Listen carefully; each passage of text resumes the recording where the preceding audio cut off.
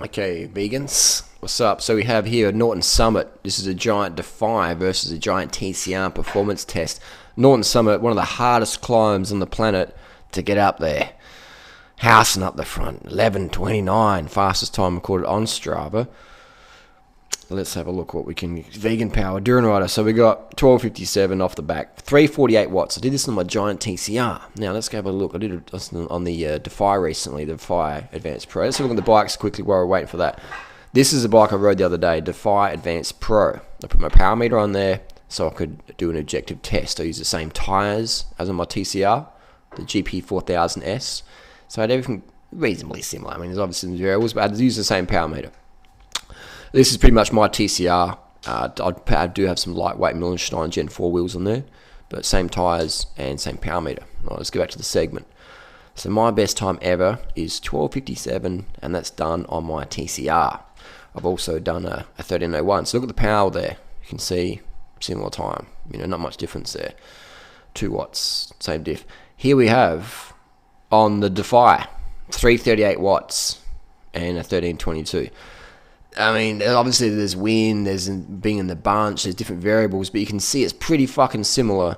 I mean, 22 seconds is a lot, but we're talking 10 watts as well. If I pushed out the extra 10 watts, which I can do, if I was G'd up enough, I would be, you know, you're probably losing, in the same conditions, you're probably losing 10 seconds, maybe 5 seconds up Norton Summit on a fast climb, so you're not really losing much. So, the difference between the TCR, the Defy, it's really fucking minimal. If you're a stage racer in the Tour de France, then the extra weight may knock a few minutes off your time after 3 weeks. But for the everyday person, then these disc brake bikes are pretty good as well. It feels a bit more, what's the word? The TCR is the best carbon bike on the planet. And if you want pure race, performance, responsiveness, stiffness, nothing comes close to the TCR Advanced SL. It's the best. It's the best money can buy, without a question. All the tests, I mean, it's not just my opinion, it's the tests, the data. Go and ride one and then see what I mean. Incredible bikes. The Defy is more comfort orientated, but still extremely high level performance. I've ridden Cervelo, Colnago, I've been in a lot of fucking bikes, and the Defy is legit.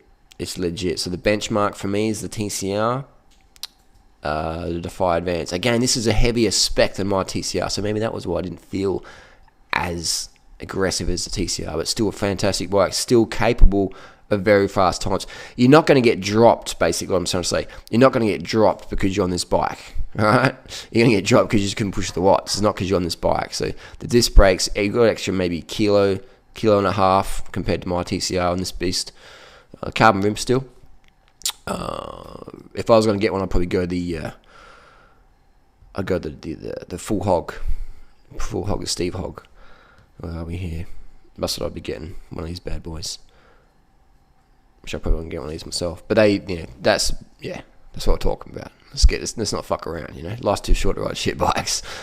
But that was the video. Is basically, what are your thoughts, Duran Rider, TCR versus the Defy? You got the best endurance bike you get on the market at the moment versus the best carbon road bike on the market. I know this is going to ruffle some feathers. Some people, they're going to go, but what about Parky and Teschner or not Teschner, Willier, and what about Willier and all sorts of stuff? And so what about it?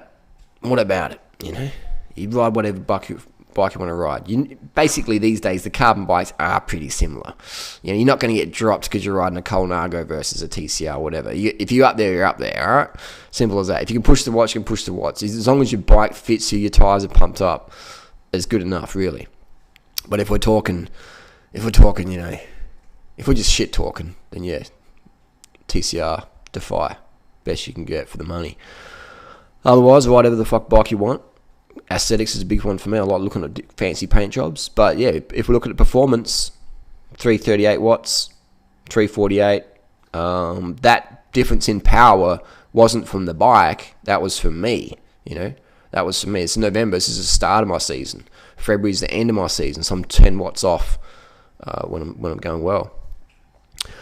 What can we do February next year, 2016? So there you go. Enough rambling. Do you have any more questions about these two bikes? The Defy is a high-level bike. All these giant Defies, even the alloy ones I've ridden, they're really, really responsive, really good. I would say the alloy Defy is very similar to my Cannondale CAD 9, which is a Tour de France spec frame from 2006. So these days you're getting a lot good for your money. I recently got a Trekker ALR, another good alloy frame. But if you're in the market for carbon and you got a bit of coin, I would be going.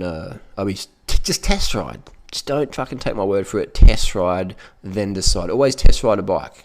You know, test ride a bike and go from there. Obviously, if you're new to cycling, you don't really know what's good and what's shit, whatever. But if you've ridden a few bikes like I have, and you get to test ride stuff, then you can really test ride and then decide. Any questions? Let them know down below. We'll see you on the road. What the fuck? Oi, are those fucking disc brakes on your fucking road bike, cunt? Are you fucking serious right now? Oi, do you remember that Eddie Merckx cunt? He didn't have fucking disc brakes, did he?